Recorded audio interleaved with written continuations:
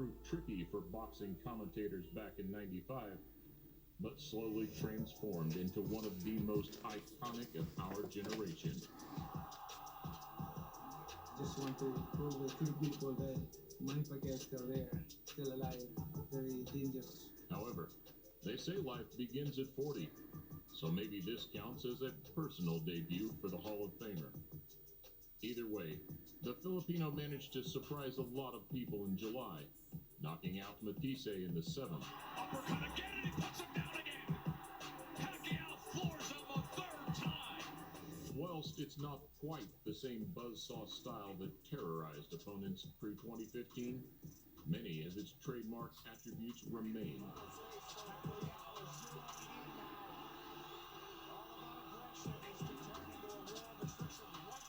Though exactly how much does the 8-division world champion have left? I think he's going to come ready. I think he's going to come hungry. And I think that he's going to be set out to prove once again that he's one of the best fighters this year. I think it's a gauge for Manny. You know, we're gonna see where Manny's at right now. So. Initially returning with his eyes on Mayweather, Pacquiao has now found himself deep within a stacked-out welterweight division. And it's these question marks which keep the demand driving to see Pacquiao test himself against today's very best.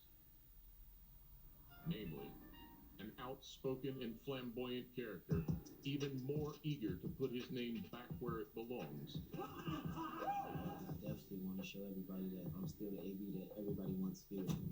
A man who has had to adjust all aspects of his life to be gifted a rare second chance in a sport which offers very few. It means a lot to me, honestly.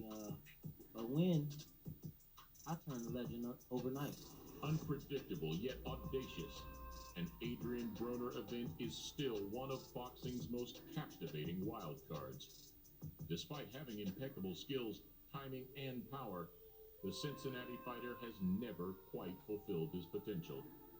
Though, back with Kevin Cunningham and working alongside Gervonta Davis, Broner is still capable of shocking the world, maybe now more than ever.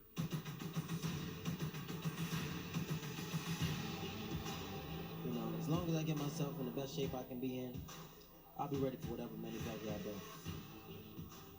And also, whilst people love to hate Broner's brashness and arrogance, his unwavering resilience is slowly turning fight fans back in his favor. I love this fight for Broner, though. I really, really, really, really love this fight for Broner because the number one asset is that straight right hand. It's the number one weapon against all southpaws with right-handed fighters, and that's his best punch.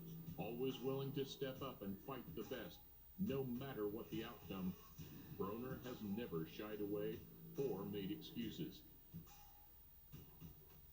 And never lacking spirit, he has always stood by his ability to bounce back. Sean, I'm a 3-time world champion, and I will be a 4-time world champion before 24 and 4 different weight classes.